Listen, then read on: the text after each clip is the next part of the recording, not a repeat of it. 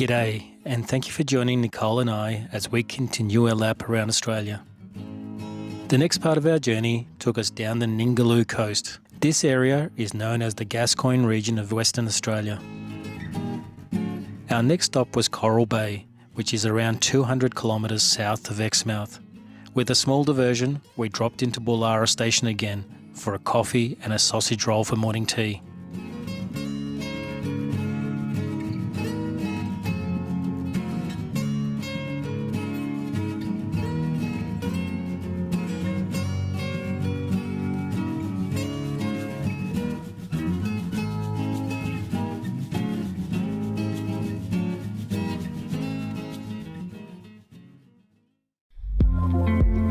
Coral Bay is a small coastal town on the edge of the Ningaloo Reef.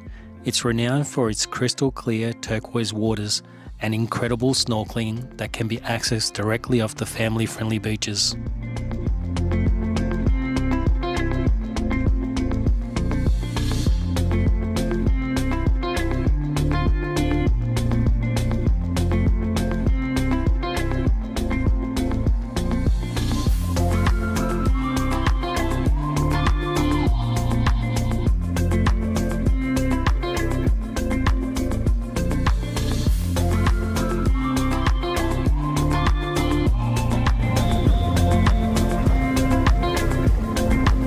There are massive fish here just along the edge. He's coming over, he's not even afraid.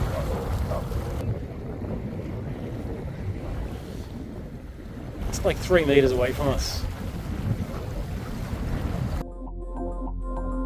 We arrived 3 days before the school holidays and the town was already near capacity.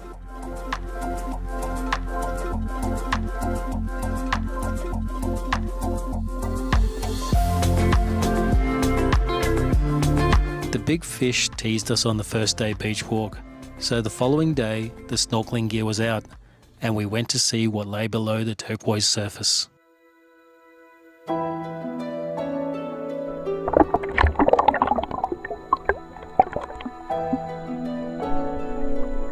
Billy's Bay is a marine sanctuary. The fish were plentiful, curious and even interactive.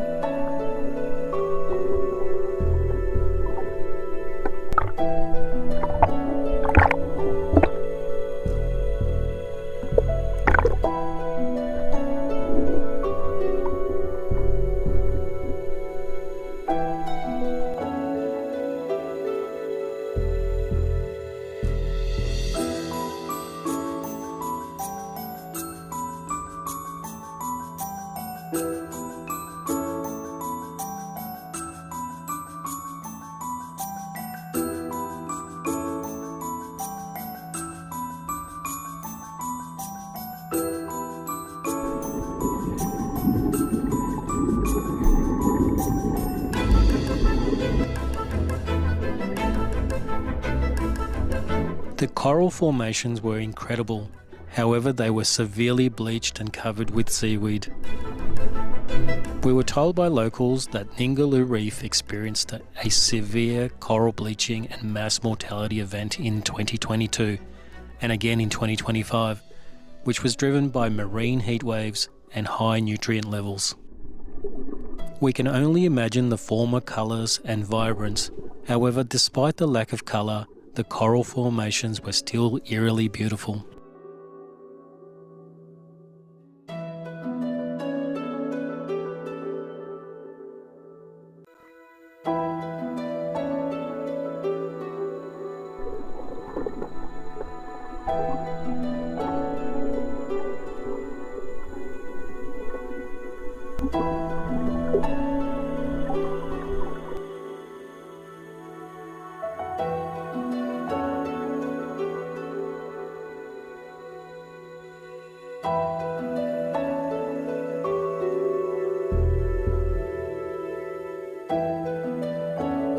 Most of the fish appeared to swim between the reef and the beach and interacted with humans, which made it effortless for us to enjoy them.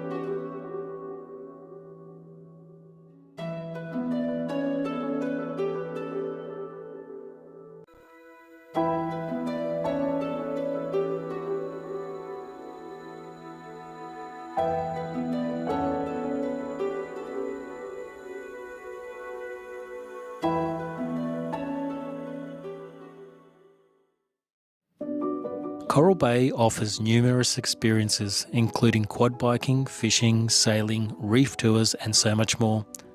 Since we missed out on the whale sharks, we were determined to swim with the other giants of the sea, the giant manta rays. Ningaloo Marine Interactions team picked us up from their tour shop front in the shopping centre arcade and bussed us to the Coral Bay boat ramp. There we boarded the boat West End and headed out to the reef.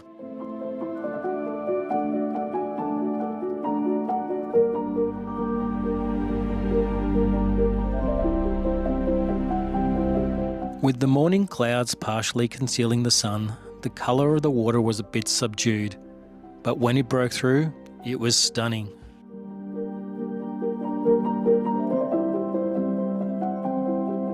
The skipper Fraser is a manta ray researcher and local expert.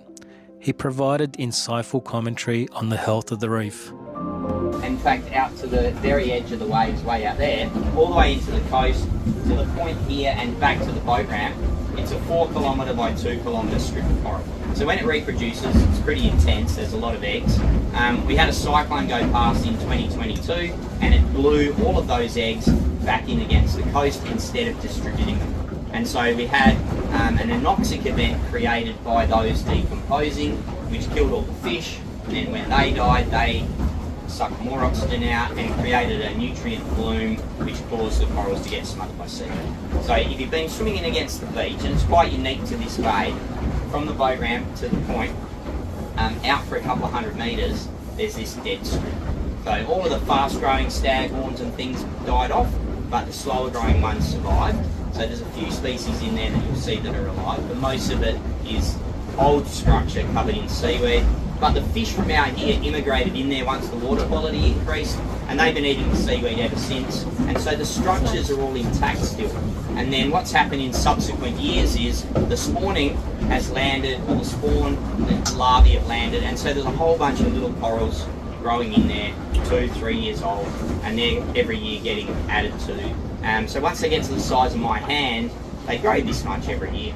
So they branch and grow very quickly. So if you come back in 10 years, you won't even notice that that's even happening. So 20 years is roughly the cycle that they've been happening on, and it does recover in there. Out here is unaffected though, that's why we're here. So when you get in here, you're going to see beautiful coral all competing for space, trying to overgrow each other, etc, etc. The first reef swim enabled the crew to make sure our equipment was suitable and well fitted, and also to assess our snorkeling capabilities.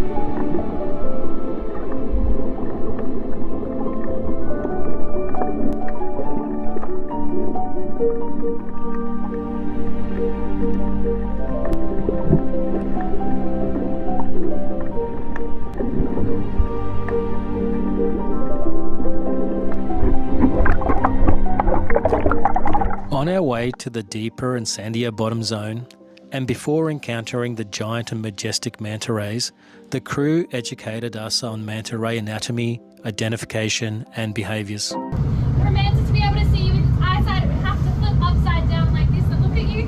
Very occasionally we get curious, interactive manta rays that do that, which is pretty cool, but it's pretty rare. Most of the time these guys just continue doing exactly what they were doing when we got into the water with them, which is they've each got their own unique belly spot pattern, so this is how we ID our separate individuals in the population. Fraser started the catalogue back in 2005 on these guys. We've got about 1,500 mantis in that catalogue now, which is amazing. With goggles, snorkels and cameras ready, we stood on the boat's duckboard, awaiting instructions to jump and swim towards the spotter. The drop-in point was a distance in front of the manta ray swimming direction, and quickly they were gliding gracefully below.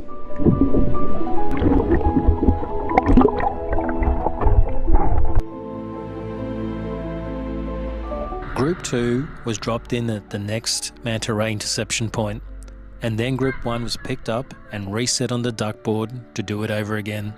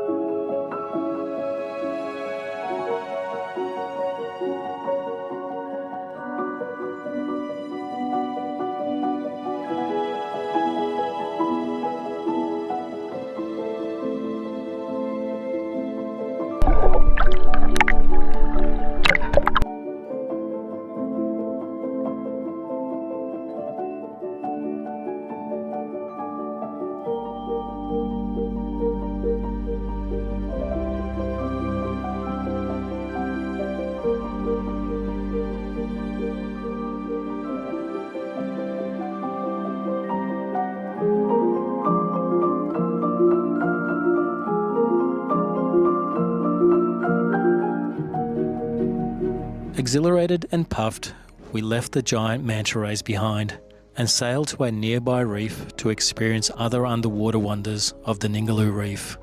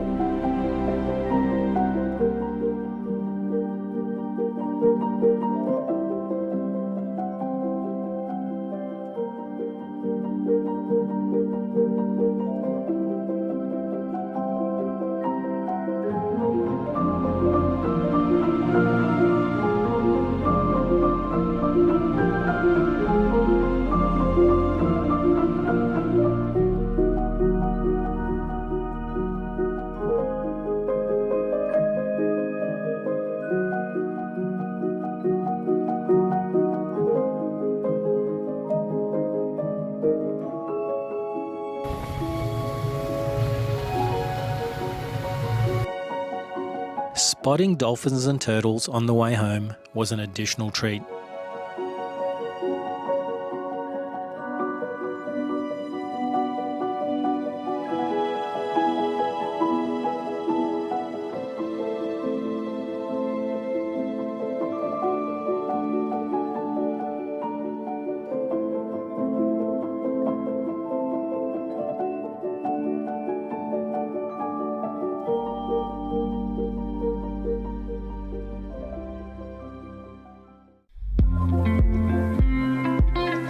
With little energy after jumping off boats and chasing manta rays, we strolled across the road to Bill's Tavern for dinner.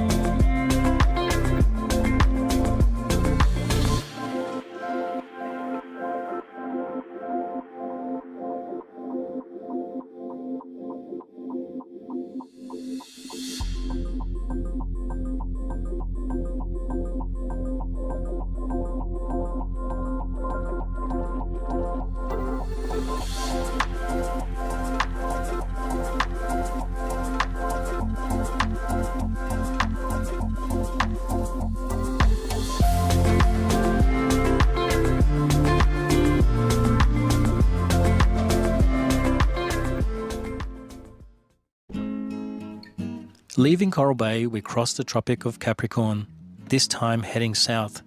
Our destination was Quobba, which is approximately 270 kilometres south. A point of interest on the way to Quobba is the beta-carotene production facility.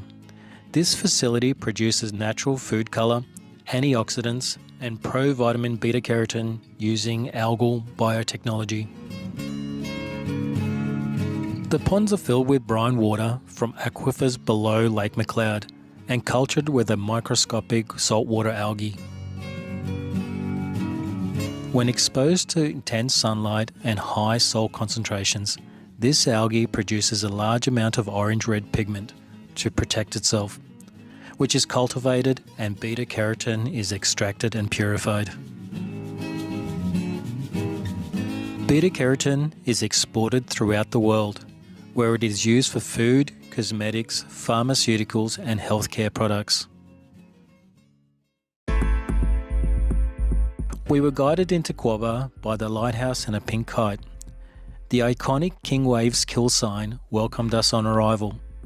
It's not just a photo opportunity, but a genuine reminder this coastal area has seen its fair share of tragedy from big waves.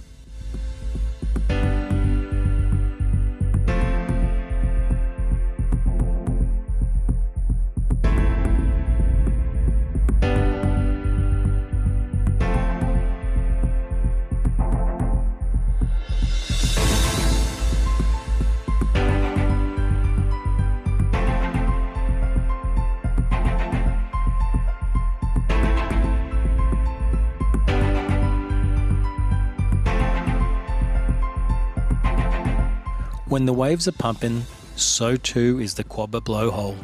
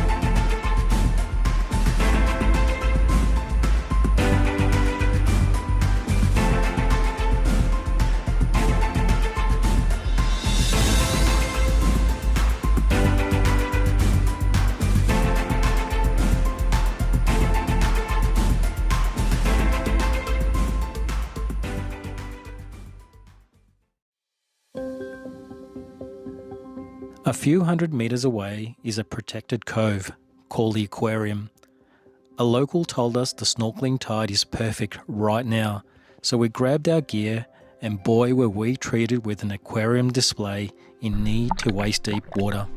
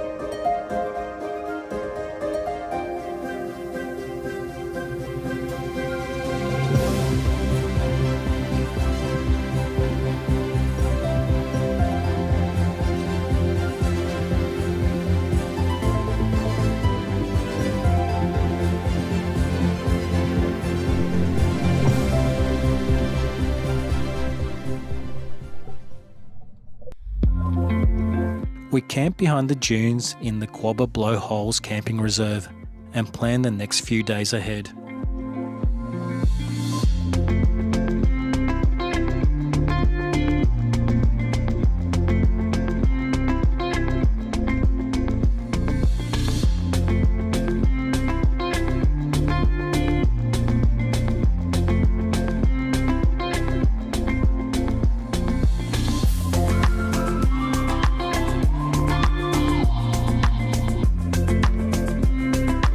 Join us on the next episode as we continue our adventures down the Western Australian coast.